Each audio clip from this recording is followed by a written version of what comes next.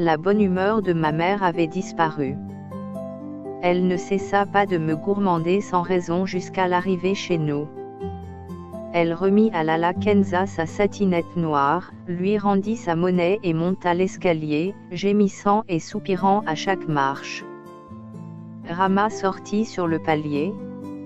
Elle nous invita dans sa chambre. Elle demanda à ma mère de lui montrer ses acquisitions. La chambre de Rama était de même dimension que la nôtre. Une cloison de bois patinée par l'âge la coupait aux 3/4. Derrière cette cloison, Rama entassait ses provisions d'hiver. Elle consistait surtout en pain de sel d'un rose taché de gris et en grappes d'oignons. La pièce meublée pauvrement de matelas bosselés et d'une natte de jonc, comportait, comme seul luxe, une longue étagère peinturlurée. Cette étagère supportait une dizaine de bols de faïence à fleurs, 2 assiettes décorées de coques superbes et une demi-douzaine de verres en forme de gobelets. Zineb jouait dans un coin avec son chat. Elle lui présentait une minuscule glace. L'animal voyait un œil rond qui le regardait fixement.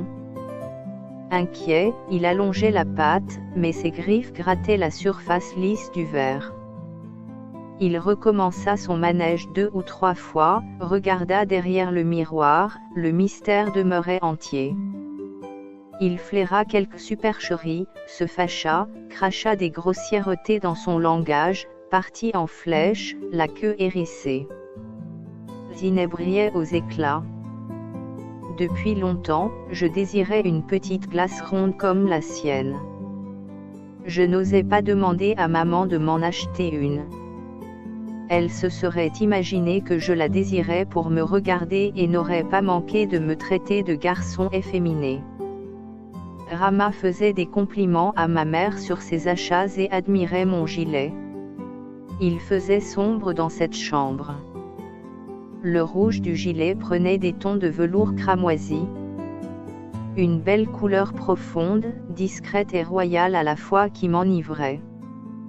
Je me sentais gonflé d'un noble orgueil. Ce vêtement était le mien. Le jour de l'Ashura, j'allais éblouir nos amis et connaissances. Les élèves du MSID me parleraient avec déférence. Aux princes de légende, petits et grands s'adressent avec respect. Ne serais-je pas un prince de légende avec ce gilet somptueux, ma future chemise de qualité, poisson, et la paire de babouches que me promettait Moulay Larbi, le meilleur babouchier de toute la ville. Ma mère chuchotait, penchée sur notre voisine à lui frôler la joue. Cela ne me regardait pas. Ce que chuchotent mystérieusement les femmes dans une pièce sombre ne peut intéresser les petits garçons qui rêvent de devenir princes de légende vêtus de drap cramoisi.